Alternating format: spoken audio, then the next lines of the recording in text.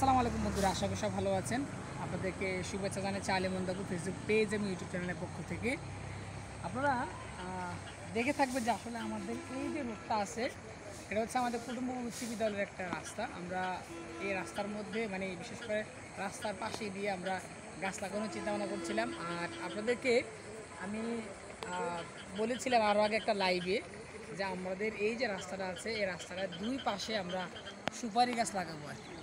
তো যেহেতু আসলে এতদিন আপনার আমাদের গরমকাল ছিল, ভাবছিলাম যে যদি গাছগুলো লাগানো হয় তাহলে মনে হয় গাছগুলো মরে যাবে। তো এখন যেহেতু মোটামুটি আমাদের বৃষ্টির মৌসুম, তো সেক্ষেত্রে আমরা এখন যদি এই গাছগুলো লাগাই তাহলে মনে হয় বাঁচার সম্ভাবনা বেশি থাকবে। তো আমাদের এই রাস্তার পাশে দিয়ে আমরা সুপারি গাছগুলো লাগাবো আর কি। আপনাদেরকে আপডেট দেওয়ার জন্য মূলত চলে আসা যে আসলে আমরা খুব শীঘ্রই আমাদের গাছ লাগানোর কাজ শুরু হয়ে যাবে। আর আরেকটা বিষয় হলো যে আমাদের এই যিনি অর্থায়ন করতেছেন তার মধ্যে আমাদের অন্যতম হচ্ছে আমাদের ৩ নং মাধাই ইউনিয়নের প্যানেলভুক্ত চেয়ারম্যান আমাদের কাজী আলাউদ্দিন ভাই।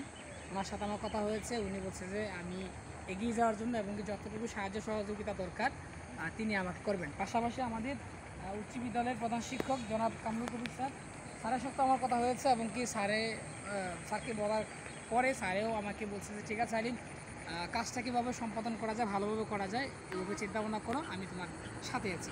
তো বন্ধুরা, আপনাদের যদি কোনো মতামত থাকে যে আসলে আমাদের এই রাস্তার দুই পাশে কী ধরনের গাছ লাগানো যায়, কোন কোন গাছ লাগালে আপনার এই রাস্তাটা সুন্দর দেখা যাবে, ভালো দেখা যাবে, স্কুলের রাস্তাটা পরিপাটি দেখা যাবে, আপনারা আপনাদের মতামত কমেন্ট সেকশনে তুলে ধরতে পারেন। আমি সেভাবে কাজ করার চেষ্টা করবো আর কি।